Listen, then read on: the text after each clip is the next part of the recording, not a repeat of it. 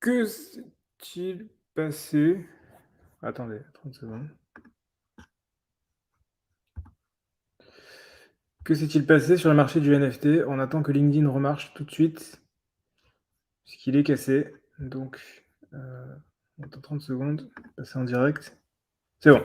Que s'est-il passé sur le marché du NFT le jeudi 15 juin 2023? Qu'est-ce qu'il ne fallait surtout pas rater? C'est parti, on y va. Avant ça, on n'oublie pas le petit pouce bleu en bas de la vidéo, on s'abonne à la chaîne, on clique sur le lien dans la description pour avoir tout plein de choses, tout plein d'infos, des infos exclusives, du très très lourd, tout ce qu'on ne peut pas dire sur YouTube. Vous pouvez l'avoir dans les mails, vous pouvez nous envoyer des mails du très très lourd pour tous ceux qui veulent faire plein de choses intéressantes avec les NFT. Et je rajoute la petite bannière. Voilà, c'est bon, c'est fait. Et c'est parti, on y va. Alors, il se passait beaucoup de choses hier. J'ai beaucoup de news, ça va être très sympa aujourd'hui. Je partirai en détail en plus parce que j'ai plein de trucs à vous raconter. Je vais faire pas du tout dans l'ordre. On va commencer par la partie Twitter. Alors, hier, regardez l'épisode d'hier pour ceux qui n'ont pas vu, puisque c'est une suite. Hier, il y avait Polly, le mec qui a fait yougetnothing.fr, qui basiquement a dit vous allez rien avoir, vous avez dit yougetnothing, vous allez rien avoir, terminé. Qu'est-ce qu'il fait en ce moment? En ce moment, il fait toute une redirection de c'est moi le méchant parce que j'ai dit que vous allez rien avoir et vous aurez rien, vers ben.fr en disant regardez, c'est ben.fr le méchant, celui qui a fait Psyops, celui qui a fait le token Ben, et ainsi de suite. Donc là, du coup, qu'est-ce qui se passe? Ça va aller dox le collègue ben.ether, qui ressemble à ça, si vous voulez l'info. Ça fait une bataille, ça veut dire que ça fait un match. En fait, la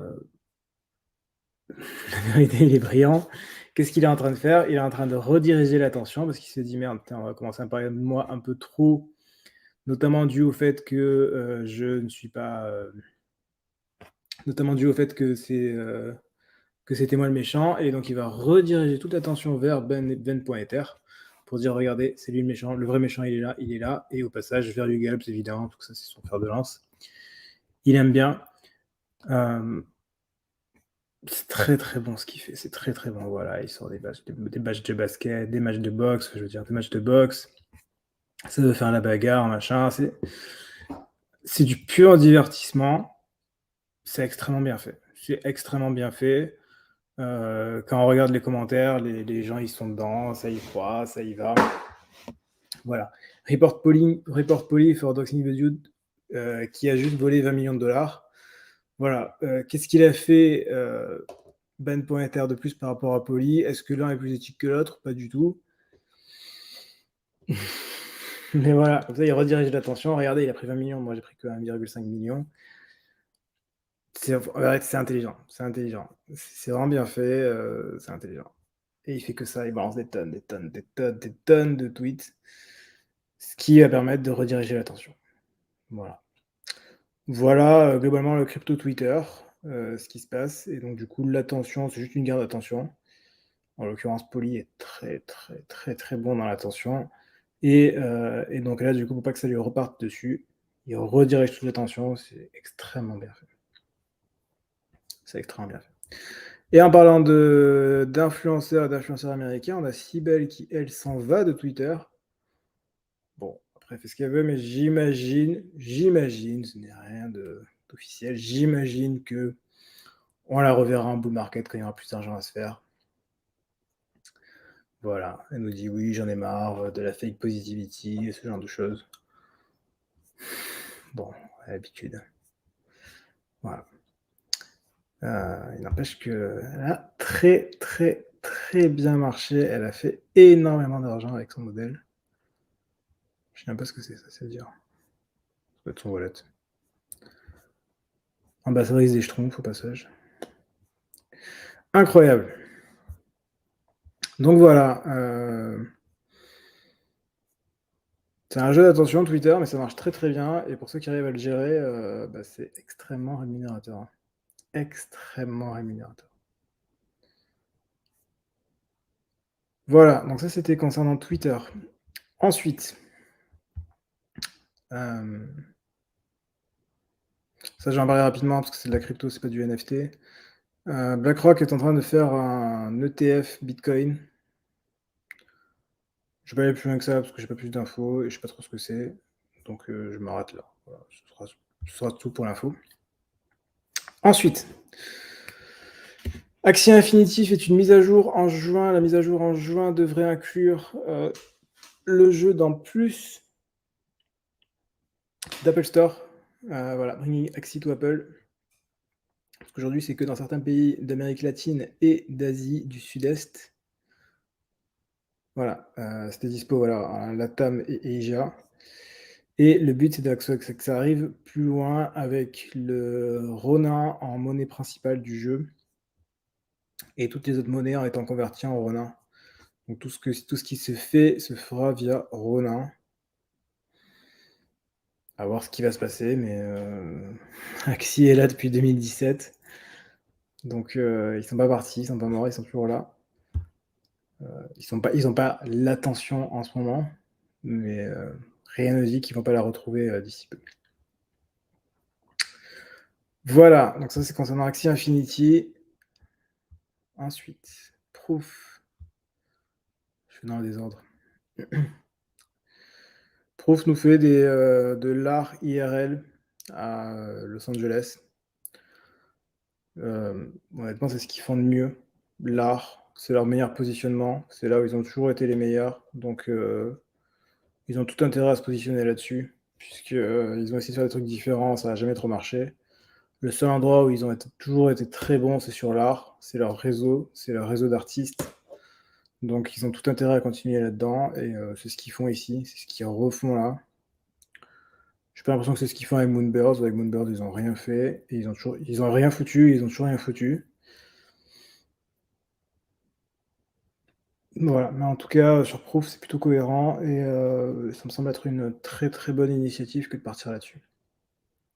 Parce que c'est clairement là où ils sont les meilleurs et où ils seront les meilleurs. Voilà. Ensuite, alors ça. Unchained Monkeys a fait le drop Unchained Monkeys Dimensions. C'était un formulaire à la base, c'était cher, hein, je crois que c'était 0,08 Bitcoin. 0,08 Bitcoin, ça fait à peu près un Ether, à peu près. Un peu moins. 0,08, je sais pas, tu me faut multiplier par 15 à peu près. Bitcoin Ether.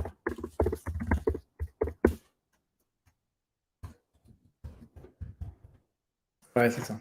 C'est plus d'un Ether, ouais. Donc c'est bien ça, c'était cher, hein, 0,08 Bitcoin. Ça paraît pas beaucoup 0,08 Bitcoin, mais au final c'est beaucoup. Ouais, c'était cher, donc 0,08 Bitcoin.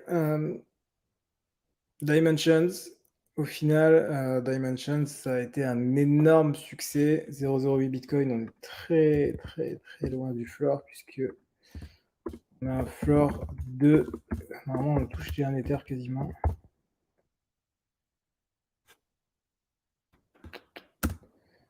Monkeys.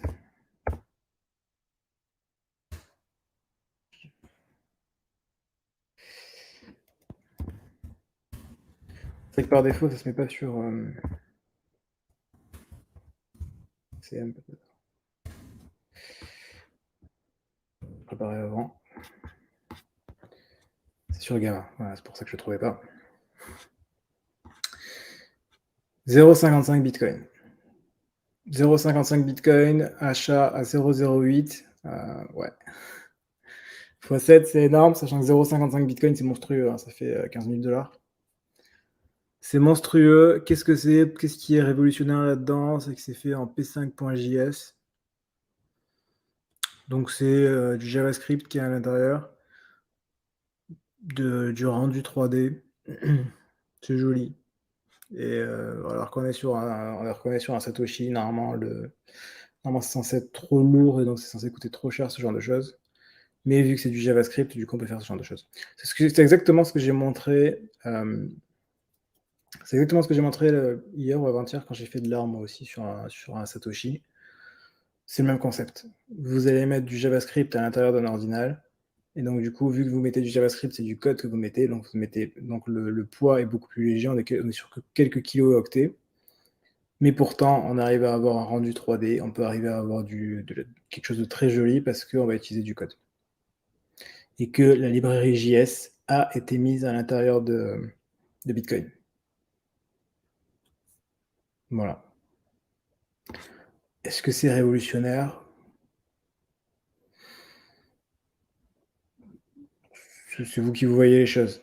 Est-ce que Unchained Monkeys arrive à faire quelque chose d'incroyable en ce moment? Oui. Unchained Monkeys, ils sont partis de une collection pas spécialement connue, ils étaient un peu OG, ça faisait partie de ceux qui étaient les tout premiers dans Ether.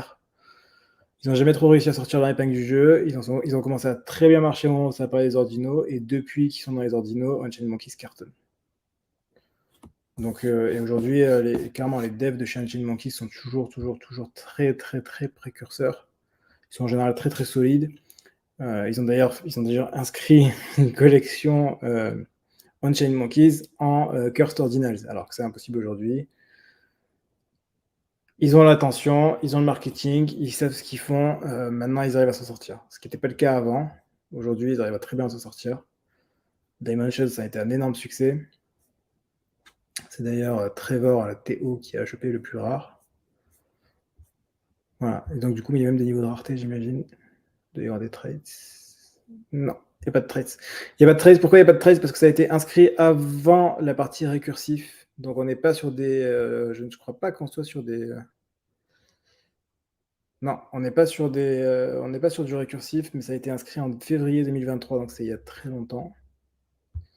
Et donc d'ailleurs, on doit avoir un numéro d'inscription qui doit être assez faible. Ouais, on est sur du sub 100K. Numéro d'inscription 54 287, donc c'est quand même très bas.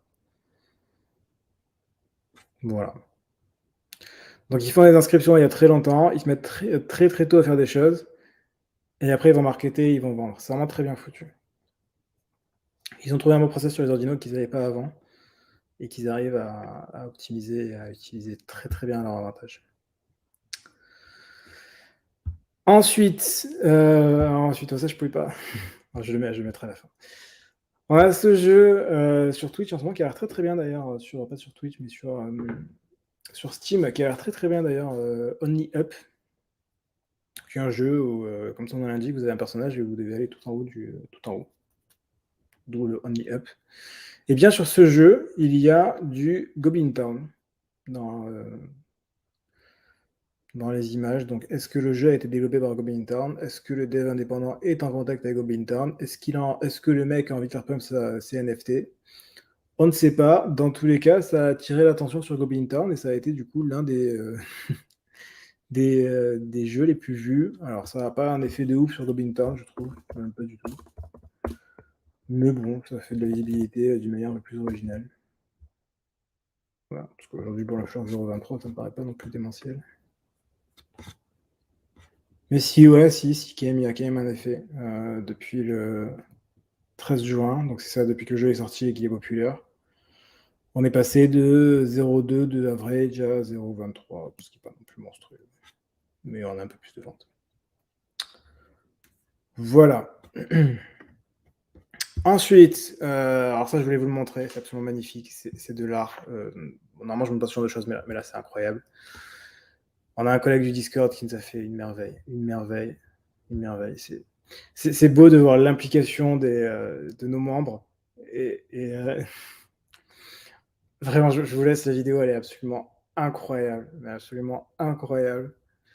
Voilà, on a des membres qui sont là prêts à se déguiser en requin. Enfin, en requin, en baleine. En théorie, en baleine, mais bon, là, c'est un requin. C'est pas grave, on restera sur le requin. En baleine pour avoir une magnifique wet list de chez Bitcoin Whales. Alors, regardez surtout la fin est incroyable. Regardez-moi ça. Regardez ce niveau d'engagement. C'est fantastique. Un tel niveau d'engagement pour avoir une waitlist, c'est incroyable. Félicitations. Je ne pouvais pas ne pas le mettre dans le récap quotidien. C'était incroyable. Voilà. Ensuite, pour finir, parce que je vais parler un peu plus longtemps là-dessus, on a Sotheby's qui a fait sa vente aux enchères avant-hier. et qui a vendu, notamment beaucoup de chez Artblocks. Il y avait Autoglyph, qui s'est ven bon, c'est pas Artblocks en l'occurrence, mais Autoglyph, c'est Larva Labs. Pour dans les 200 Ethers, on a eu 2 ou 3 Chromie Squiggle qui sont vendus autour de 600 000 $. On a eu un Fidanza qui s'est vendu pareil, et on a eu ça. Et on a eu ça, Loi. Alors, si vous la voyez pas, elle est, au final, elle est très visible, hein. Elle est là, ça c'est le bec, et ça c'est l'œil. Donc là, vous avez une oie là, ici. Vous avez voilà. Donc The Goose, Loi, qui s'est vendu pour 6,2 millions de dollars. 6,2 millions de dollars. C'est monstrueux, ça a été vendu non pas à n'importe qui, ça a été vendu à 6529, qui est l'un des mecs les plus connus du milieu des NFT. Et le vendeur est également connu, puisque le vendeur, c'est celui qui a fait faillite, c'est Free Arrows Capital et donc Suju, qui ont fait faillite, qui ont perdu du coup l'ensemble de leurs assets et qui ont du coup dû revendre ceci aux enchères. Et c'est Sotheby's qui a récupéré la revente. Du coup, qu'est-ce qui se passe? Vous avez... Regardez ce qui s'est passé. Ringers, c'est là. Et là, on veut le numéro 79, 879.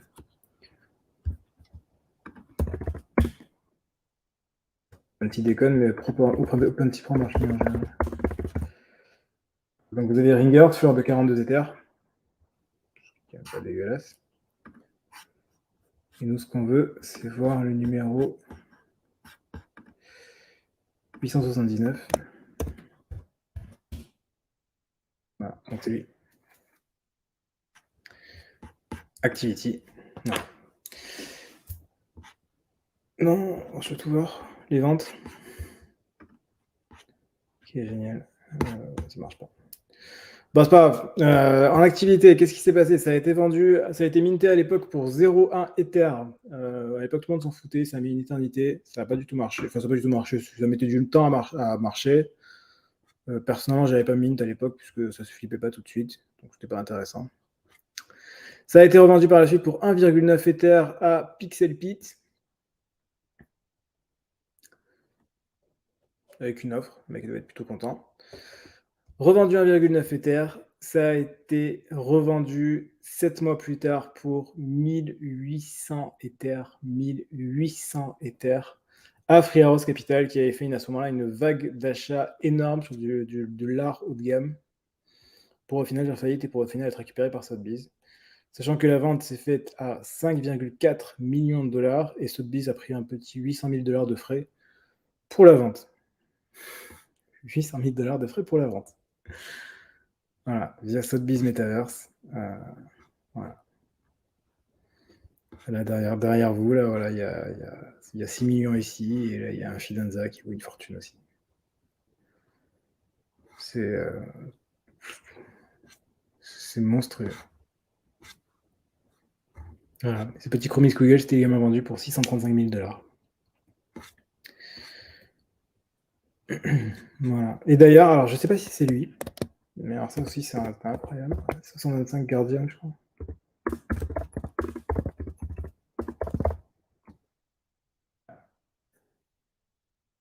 Je sais pas si c'est lui. Regardez. Est-ce que c'est le vrai? Est-ce que c'est 6529 peut-être? Je ne sais pas, c'est possible. Mais c'est assez incroyable aussi. Voilà.